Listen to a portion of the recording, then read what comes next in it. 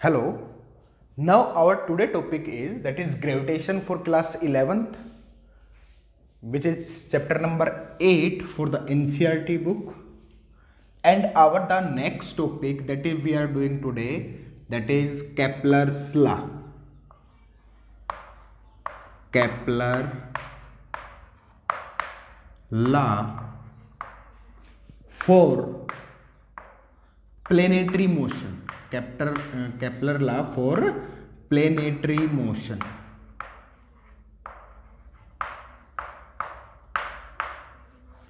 कि अब हमें केपलर लॉ निकालने हैं फॉर द प्लेनेटरी मोशन के लिए। तो सबसे पहले जो केपलर ने अपना लॉ दिया दैट इज कॉल्ड एज, जिसको मैं बोल लूं law of orbit. Law of orbit, या दूसरे टर्म में आप इसको केपलर फर्स्ट लॉ भी बोल सकते हैं, या दूसरे टर्म में मैं इसको क्या लिख सकता हूं that is Kepler first law.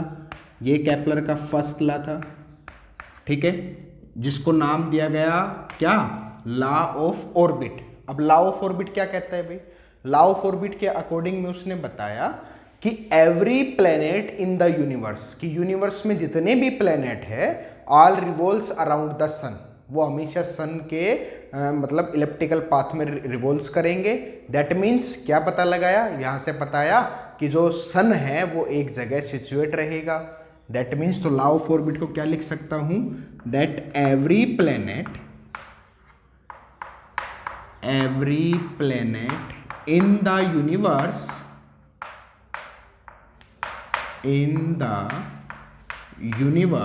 कि जो एवरी प्लेनेट रहेगा in the universe all revolves, वो रिवॉल्व करेंगे around the sun in an elliptical path. वो किस पाथ में, एक इलिप्टिकल पाथ में रिवॉल्व्स अराउंड करेंगे। दैट मीन्स दूसरे टर्म में कहूंगा कि सन जो है सन इज फोकी। फोकी का मतलब कि सन जो है फोकस है, कि जिसके अराउंड में वो सारे क्या करेंगे, रिवॉल्व्स अराउंड करेंगे। क्लियर है भाई सभी को। इसी के बेस पे अब दूसरा आया आपके पास दैट इज नोन एज, या फिर मैं कहूं केपलर का सेकंड लॉ, या सेकंड लॉ को दूसरे नाम से बोला गया क्या, लॉ ऑफ एरिया। क्या बोला गया भाई, लॉ ऑफ एरिया। अब लॉ ऑफ एरिया क्या डिफाइन करता है, लॉ ऑफ एरिया कहता है कि एग्जांपल के तौर पर मैं ये बनाता हूं एक बार।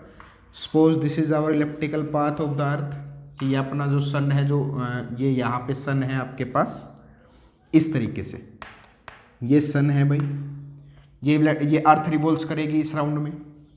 अब ये आपके पास बताया कि क्या कहता है law of area, law of area कहता है कि the area swept by the अर्थ। अगर मैं कोई तीन पोजीशन मान लूं अर्थ की, सपोज कर लो E1 मान लिया, ये आपके पास E2 मान लिया, यहां से ये E3 आ गया, और यहां से ये E4 आ गया। दैट मीन्स जो एरिया स्वेप्ट किया है अर्थ ने with respect to sun is always equal, वो हमेशा इक्वल रहेगा with respect to the sun. तो मैं लॉ ऑफ एरिया में क्या लिख सकता हूं कि the area swept by the earth is always equal with respect to sun, कि वो हमेशा सन के रिस्पेक्ट में क्या रहेगा भाई, बराबर रहेगा, कि जितना भी एरिया वो रहेगा। दैट मीन्स मैं यहां से क्या लिख सकता हूं कि एरिया ऑफ किसका, E1S E2S is equal to बराबर रहेगा एरिया ऑफ E3E4S का। ये कहा गया केपलर का second law. That means the area swept by the earth with respect to the sun is always क्या रहेगा, इक्वल रहेगा। एंड द सेकेंड लॉ जो है ये फॉलो करता है किसको, तो यहाँ पे इंपोर्टेंट पॉइंट आता है कि सेकेंड लॉ जो फॉलो करता है वो किसको फॉलो करता है, it works on the principle of angular momentum. किस पे डिपेंड करता है वो, एंगुलर मोमेंटम के रूल को फॉलो करता है। दैट मीन्स फॉर्मूला में पता है क्या होता है, that L is equal to R cross P लिख सकता हूं। अब यहां से P दूसरे टर्म में क्या लिख सकता हूं, दूसरे टर्म में लिख सकता हूं मोमेंटम होता है mass into velocity into R, तो mv अगर लेके चलूंगा किस किस का, अगर ये मैं मान के चलूं कि A रीजन और ये आपके पास B रीजन, तो ये हो गया A और ये A is equal to mvb into RB। ठीक है, तो ये मास से मास कैंसिल आउट हो जाएगा। दैट मीन्स ये किस पे डिपेंड करता है, एंगुलर मोमेंटम पे डिपेंड करता है। क्लियर है सभी को। अब आपके पास बचा that is the third law, जिसको बोला गया, थर्ड लॉ से नाम डिनोट कर सकते हैं या दूसरे टर्म में मैं लिख सकता हूं दैट इज क्या, लॉ ऑफ टाइम पीरियड। क्या बोल सकता हूं भाई, law of time period.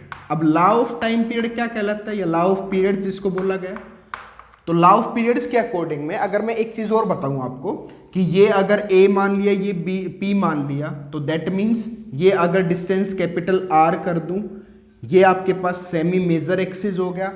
A means the aphelion, और एपिहेलियन ये होता है from the sun to the earth distance on its orbit elliptical path, that is it is called aphelion. And the sun from the P point, जो sun की distance है of the earth at the P point is called perihelion, which is perihelion is smaller than the aphelion. That means यहां पे जब A पे जब जो अर्थ रहेगी उसकी स्पीड आपके पास कम रहेगी, बट जैसे ही पेरीहेलियन कंडीशन पे आएगा अर्थ की जो एंगुलर वेलोसिटी है या स्पीड कहूं वो ऑटोमेटिक इंक्रीज हो जाती है। क्लियर है सभी को। तो लॉ ऑफ टाइम पीरियड क्या कहा गया, लॉ ऑफ टाइम पीरियड कहा गया कि the orbital time period, because यहां टाइम पीरियड ऑर्बिटल में चलेगा, जब भी रिवॉल्व करेगा तो ऑर्बिटल लगेगा, ऑर्बिटल टाइम पीरियड का square is directly proportional to the cube of the semi major axis. ये आपके पास केपलर का थर्ड लॉ आता है प्लेनेटरी का, that is T square, orbital time period का square directly proportional to the cube of the semi major axis. और अगर एक टर्म और लिख सकता हूं, इसको नीचे लेके जाऊंगा तो ये बनेगा आर क्यूब अपॉन में टी स्क्वायर। ये कुछ भी क्या बचेगा, एक कांस्टेंट बचेगा, कोई टर्म नहीं है तो क्या बनेगा, एक कांस्टेंट बनेगा। समझ आया सबको, ठीक है, क्लियर है, नोटेड डाउन। अब इसी में आपके पास करा रहा हूं कि how did Newton gas the inverse square law, कि न्यूटन को कैसे मिला, Newton gas inverse square law, कि न्यूटन को इनवर्स स्क्वायर लॉ के बारे में कैसे पता लगा, inverse square law. That means क्या कहना चाह रहे हैं हम कह रहे हैं कि न्यूटन ने, जब हमने अर्लियर वीडियो में बताया था कि न्यूटन ने F force inversely proportional to the square of the distance ही क्यों बताया, क्योंकि हमने क्या किया था, ये आपके पास था इस तरीके से, ये दो मासेस थे, ये बीच के डिस्टेंस r मान के चले थे, तो इसने कहा था inversely proportional to the square of their distance. तो यही क्यों आया, आपने क्यों क्यूब क्यों नहीं लिया, या r to the power fourth क्यों नहीं लिया, तो इस तरीके से क्यों नहीं लिया, तो इसके लिए आप डेरिवेशन काम आया जो केपलर ने के कुछ यूज पे काम आया। दैट मीन्स कैसे हुआ, अब सिंपल सी बात है कि डिस्टेंस का अगर मैं फॉर्मूला लिखता हूं तो वो होता है स्पीड मल्टीप्लाई क्या होता है भाई, टाइम होता है या नहीं होता है। बट डिस्टेंस ऑफ द अर्थ की अगर मैं बात करूं तो वो क्या होगा, 2πr, बिकॉज अर्थ की डिस्टेंस मतलब 2πr सर्कमफेरेंस निकाल लो, इज इक्वल टू स्पीड को वेलोसिटी मान लिया इनटू में टाइम पीरियड t हो गया। क्लियर है सभी को। यहां से 2π कोई कांस्टेंट है, कांस्टेंट वैल्यू है, तो इसको मैंने कर लिया कि ये है आपके पास कांस्टेंट टर्म, तो सिर्फ और सिर्फ मैं इसको अभी के लिए लिख रहा हूं r is equal to v cross t। समझ आया नहीं आया, क्लियर है, ठीक है। बट यहां से एक चीज दिख रही है कि अगर एक बार मैं यहां लिखता हूं साइड में क्या, कि केपलर का जो थर्ड लॉ था अभी हमने किया था, उसमें क्या बताया था, उसमें कहा था कि ऑर्बिटल टाइम पीरियड का square is directly proportional to the cube of the semi major axis, यही बताया था। तो क्यों ना यहां से ऐसी कोई कंडीशन बन रही है, ऐसी कंडीशन बना सकते हैं। कैसे कि अगर मैं स्क्वेयरिंग बोथ साइड कर दूं तो मैं लिखता हूं on squaring both side, on squaring both side, अब जैसे ही मैंने बोथ साइड्स क्या किया, स्क्वेयर करना स्टार्ट किया, स्क्वेयर किया तो आपके पास क्या बनेगा, that is R square is equal to V square multiply T का स्क्वेयर। बना या नहीं बना? और अगर मैं इस टी स्क्वेयर को इधर ले आऊं नीचे तो ये बनेगा आर स्क्वेयर अपॉन में टी का square is equal to V का स्क्वेयर। ये आपके पास इंपोर्टेंट आ गए, ठीक है, ये वी स्क्वेयर की वैल्यू आ गई। बट जब अर्थ रिवॉल्व करती है तो सन के ऊपर क्या लगाती है, एक सेंट्रीपिटल फोर्स का एग्जर्ट कर रही है। तो सेंट्रीपिटल फोर्स हमने क्या पढ़ा हुआ है, तो मैं यहां से लिखता हूं that is centripetal force. Centripetal force क्या होता है भाई, सेंट्रीपिटल फोर्स होता है that F is equal to M V square by R. होता है या नहीं होता है? बट अगर मैं सिर्फ और सिर्फ फोर्स निकालना हो तो फोर्स लिखूंगा, मास अर्थ का हो, मून का हो, किसी का भी हो, मास कांस्टेंट कर दें तो सिर्फ और सिर्फ आपके पास मतलब ये लिख सकता हूं directly proportional to the V square by R.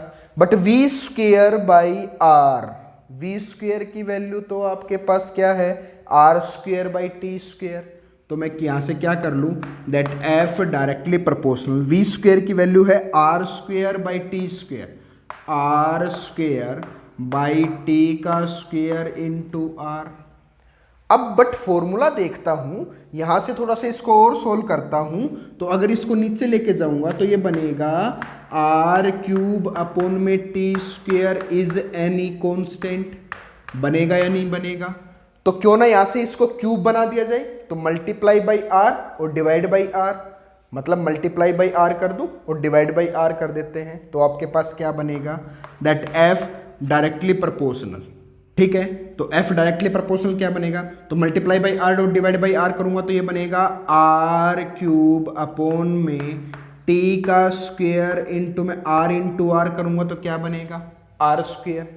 But ये वाली जो टर्म है R cube upon T square, ये तो केपलर के लॉ, थर्ड लॉ के अकॉर्डिंग में क्या है, कांस्टेंट है। तो कांस्टेंट होगी तो आपके पास क्या रख सकता हूं, that F directly proportional 1 by R square रख सकता हूं या नहीं रख सकता। तो इस तरीके से न्यूटन को पता लगा how he did guess the Newton inverse square law. All clear? Note it down.